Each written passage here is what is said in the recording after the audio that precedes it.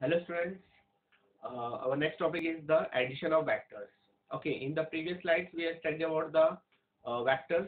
We understand very well what are vectors, and also we have seen multiplication of vectors by a real number.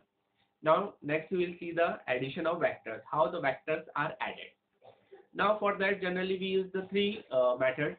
First is the head and tail method, second is the triangle method, and third is the parallelogram method. Okay, so ये तीन method हम use करते हैं यहाँ पे. तो पहले हम देखेंगे head and tail method. Head and tail method gives the direction of the magnitude of the resultant vector. Okay, head and tail method जो है वो आपको डायरेक्शन देती है, it doesn't give the magnitude. Okay, head and tail method आपको क्या देगी, direction देती है. What is the direction of the resultant vector, it will not give the magnitude.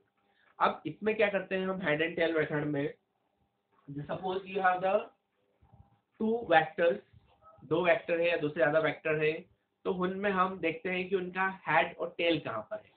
ठीक है, कोई भी जो वेक्टर होता है उसके दो पार्ट होते हैं. ये जो होता है this is the head and this is the tell.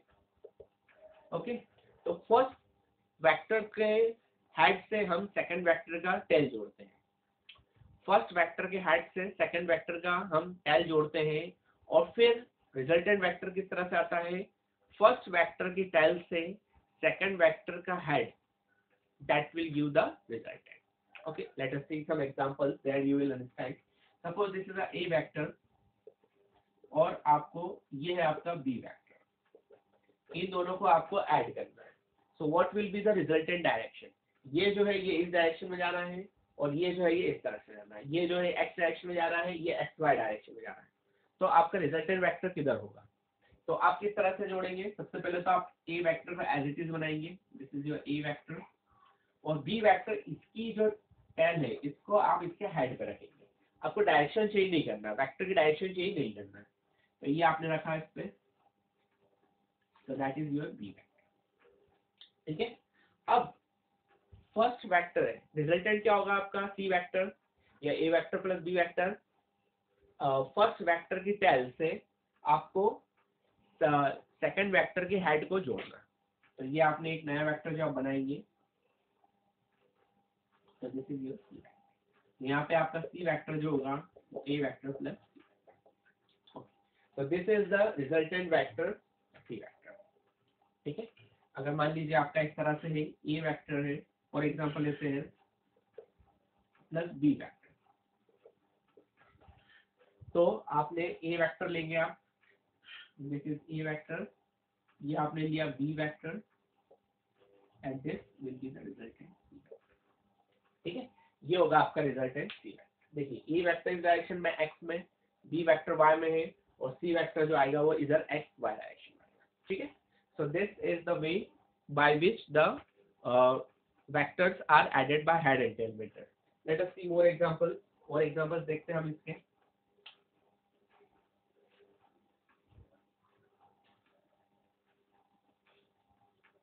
जैसे ये आपका है ए वेक्टर प्लस ये है आपका B vector.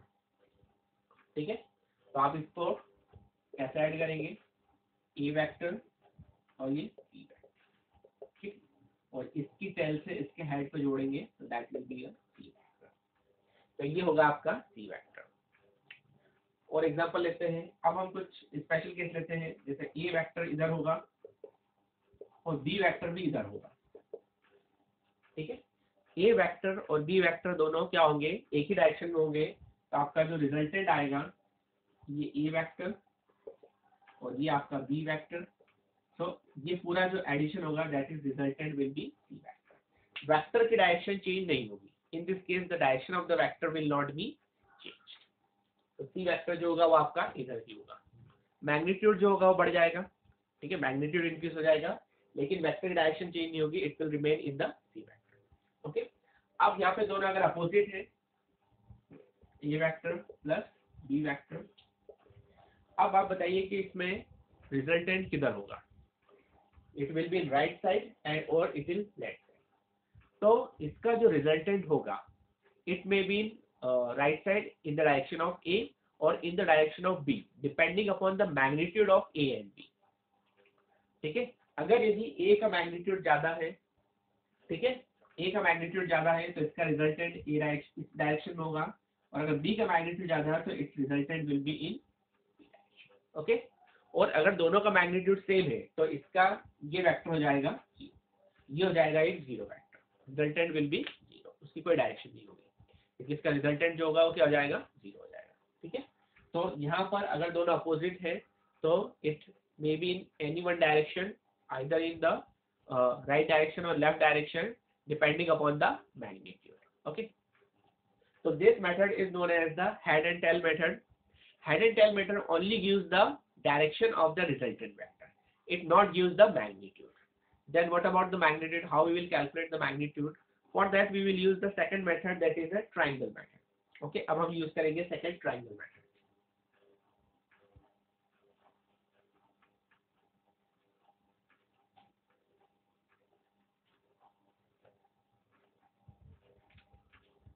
Second is the triangle method. Triangle method we use only when the two vectors making the angle of 90 degree with each other. दो vector एक दूसरे से 90 डिग्री बना रहे हैं, जैसे आपका ये ए वेक्टर है, ठीक है, और आपका ये बी वेक्टर है।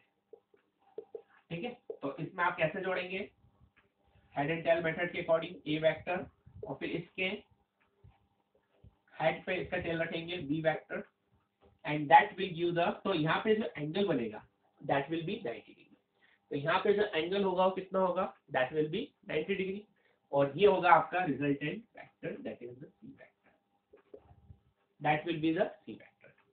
अब आप ये सी वेक्टर का रिजल्टेंट कैसे निकालेंगे, तो अब ये एक राइट एंगल ट्राइंगल है, तो ये हो गया आपका हाइपोटेन्यूज, ये हो गया आपका परपेंडिकुलर, और ये हो गया आपका बेस।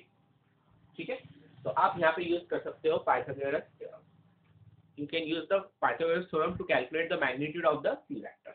तो C vector का magnitude आप कैसे निकालेंगे, अंडर रूट A vector का स्क्वायर मैग्नीट्यूड का स्क्वायर प्लस B vector का मैग्नीट्यूड का square, so that will give the magnitude of C vector. ये आपको C vector का क्या देगा, मैग्नीट्यूड वैल्यू।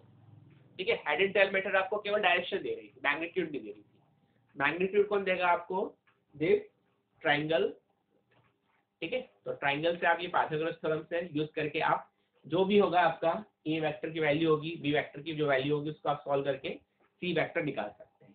लेकिन आपको मालूम है कि पाइथागोरस थ्योरम कब यूज कर सकते हो, in the case of the right angle triangle.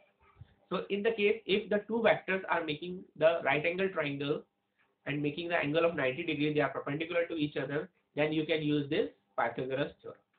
Now what if it is not parallel to, not perpendicular to each other? अगर ये दोनों परपेंडिकुलर नहीं है, हर केस में तो परपेंडिकुलर होंगे नहीं, अगर ये कुछ एंगल बना रहा है थीटा, तो what we will, how we will calculate the magnitude, for that we use the method that is known as the parallelogram method. Okay, so in the next slide we will use study this method. Okay, thank you.